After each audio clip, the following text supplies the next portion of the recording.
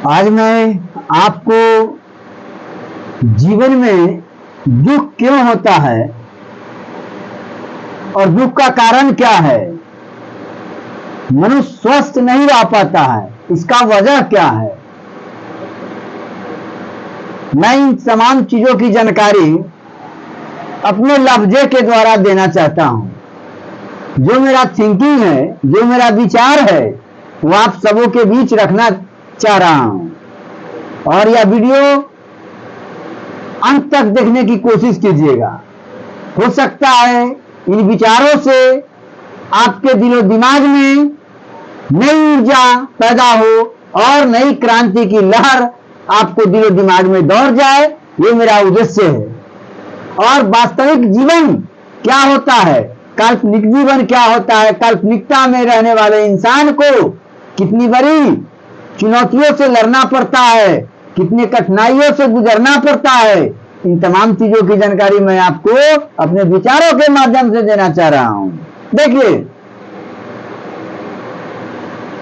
यह ब्रह्म सत्य है कि चिंता करने वाला आदमी, चिंता से ग्रसित आदमी जीवन के किसी भी क्षेत्र में उन्नति नहीं कर सकता है।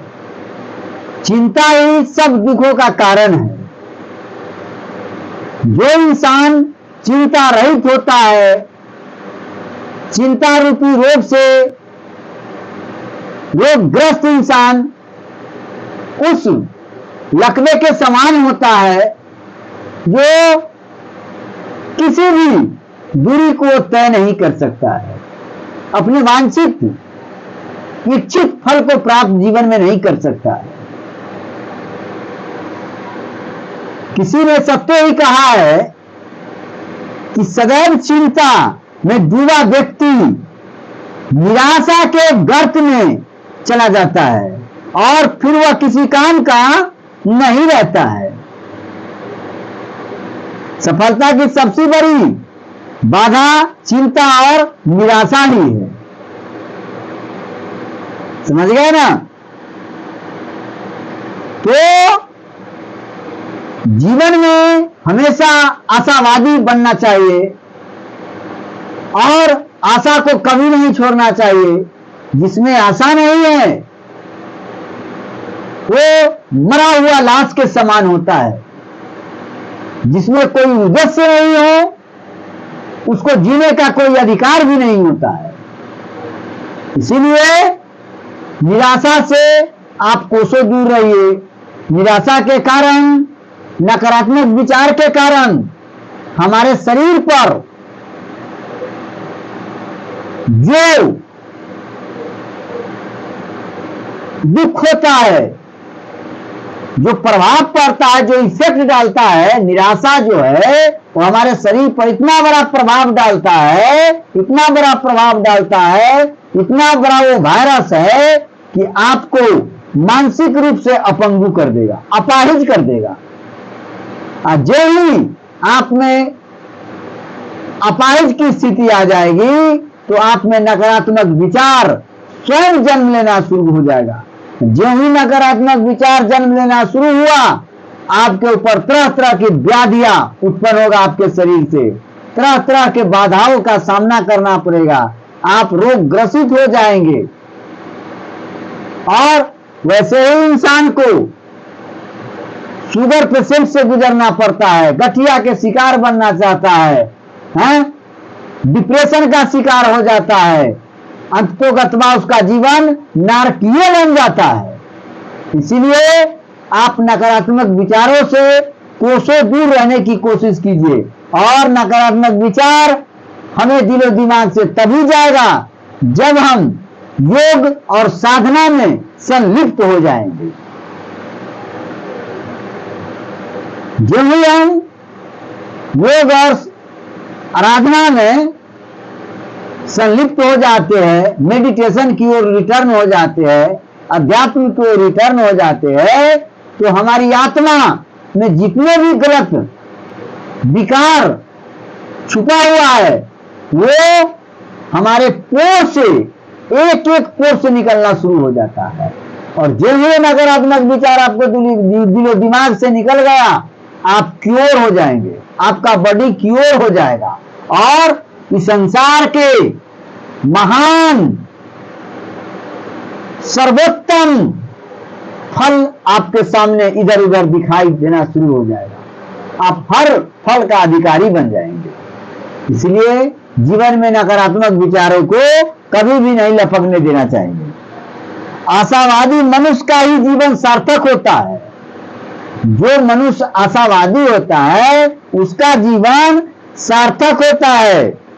अरस्तु ने बताया था, अरस्तु बहुत बड़ा दार्शनिक था, बहुत बड़ा फिलोसफर था। उनको में इतना बड़ा फिलोसफी भरा हुआ था और जीवन के इतने दुख से गुजरे हुए थे, उतने संघर्षों से गुजरे हुए थे। एक बात इस संसार का अद्वितीय साबित होता था। तो आशावाद ही निर्माता होता है। जिसमें आशाएं होती है उसी में निर्माण करने की क्षमता होती है। समझ गए ना? आशावाद ही किसी मनुष्य का मानसिक सूर्योदय कहा गया है। मानसिक सूर्योदय उसी मनुष्य को होता है जिसमें आशा की भावना कूट कूट करके भरी होती है। वो आशा से हमेशा ओट पोट होते हैं, आशावादी होते हैं, ये आस लगाए हुए रहते जीवन में। वही मानव सच्चा मानव होता है, वही सार्थक मानव होता है। उसका जीवन भी सार्थक होता है, उसमें कर गुजरने की क्षमता स्वतः उत्पन्न होना शुरू हो जाता है। इसीलिए आशावादी बनना चाहिए। समझ गए ना? इससे जीवन का निर्माण होता है। आशावाद से ही समस्त मानसिक योग्यताओं का जन्म होता है। समझ गए ना? यदि आप आशावादी नहीं बन सकते हो तो तुम्हारा जीना, आपका जीना व्यर्थ है। अतः आत्महत्या वैसे इंसान को कर लेना चाहिए। वो मानवता के लिए कलंकित है। भले ही मेरे विचारों से आप सर्वसंगत नहीं हो, ये आपकी सोच है, आपके विचार है, आप स्वतंत्र है, लेकिन मेरा विचार है जिसमें थोड़ा भी आशा की किरण हो वो मानव कभी मर नहीं सकता है। वो मृत्यु पर्यंत तक अपने आप को जमा रहेंगे। मृत्यु तो एक परम सत्य है, लेकिन पूर्ण मृत्यु को प्राप्त करना दुर्लभ आपका बेटा निभा पाता है। इसीलिए पूर्ण मृत्यु को यदि जीना चाहते हैं तो आपको आशा का दास बनना पड़ेगा। आशा से ओत-पोत जीवन को स्वीकारना पड़ेगा। ये मेरा थिंकिंग है। समझ गया ना? चिंता और निराशा वह घोर नरक है जहां मनुष्य की सारी शक्तियां और योग्यताएं पंगु हो जाया करती है। जीवन का विकास रुक जाता है। जो लोग निराश होते हैं वो सदा चिंतित रहते हैं, उनका भविष्य सदा के लिए अंधकारमय बना रहता है। उसका जीवन सदा अंधकारमय बना रहता है।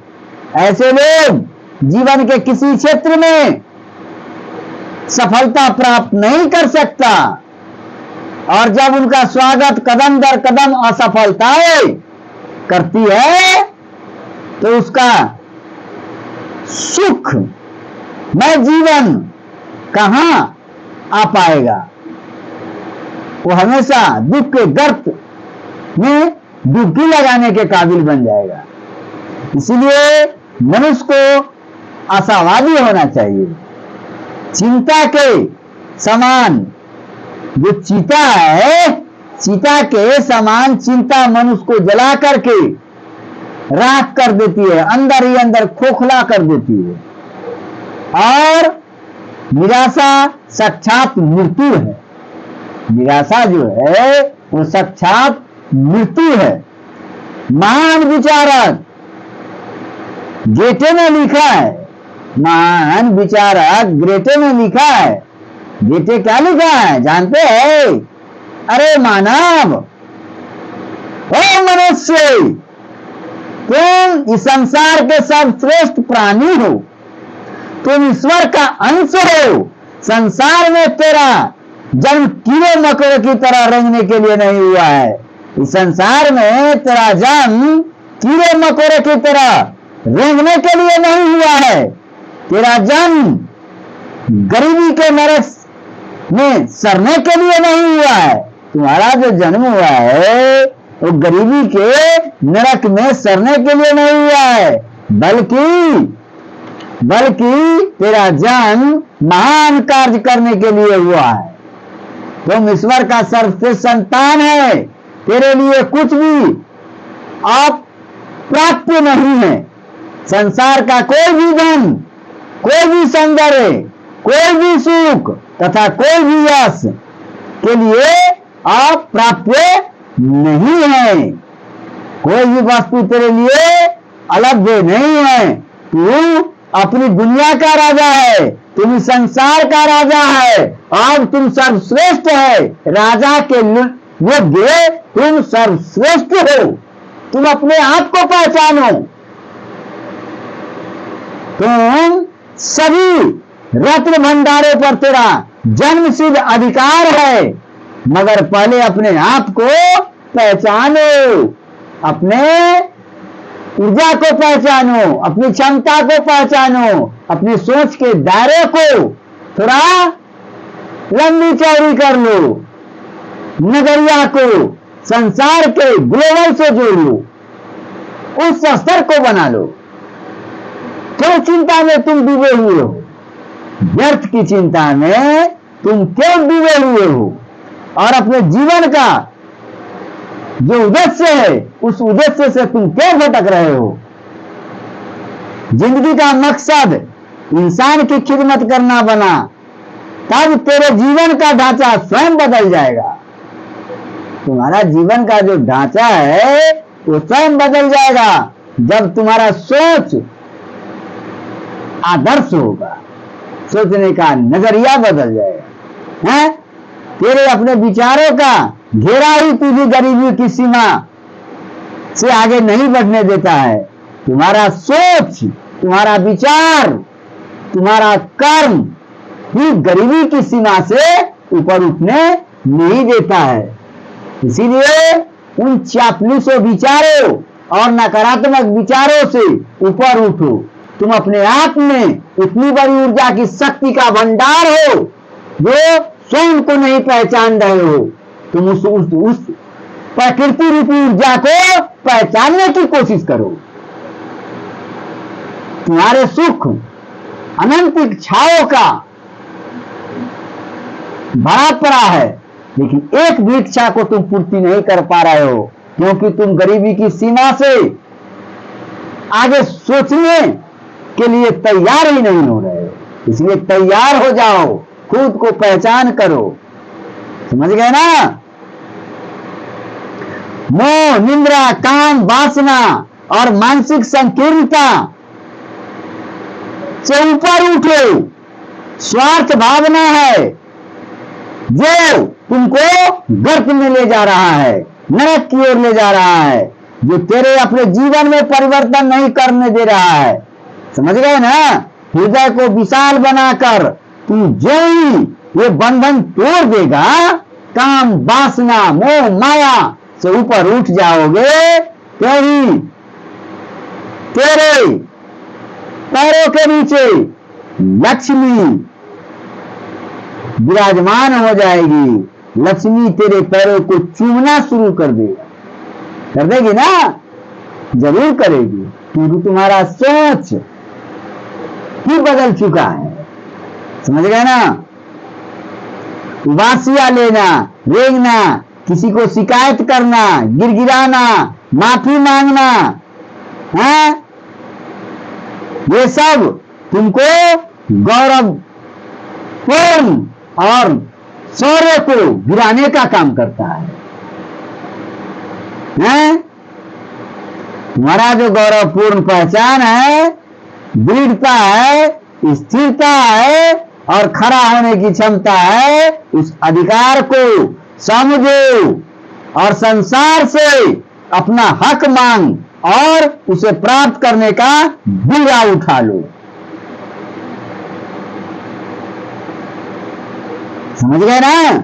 इसीलिए अपने आप को पहचानो, वास्तविकता को पहचानो, कल्पनिकता के व्योम में भटकने की कोशिश नहीं करो, नहीं तो तुम्हारा जिंदगी का सारा खुशी ज्यों के त्यों परा रह जाएगा। खुशी और दुखी तुम्हारे विचारों पर डिपेंड करता है। अमीरी और गरीबी तुम्हारे विचारों की उपज होती है।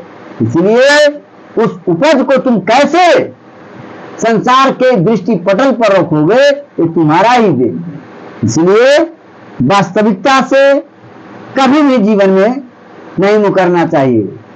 हमेशा सत्य की ओर अपने आप को फना कर दो।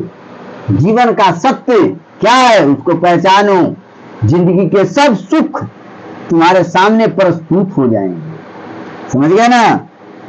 जय हिंद, जय भारत। इसी के साथ मैं अपने विचारों को विराम देता हूं। मेरे बहुजन भाइयों, आप इस विचारों से अपने आप में परिवर्तन लाइए, यही मेरा उद्देश्य है। जय हिंद, जय भारत।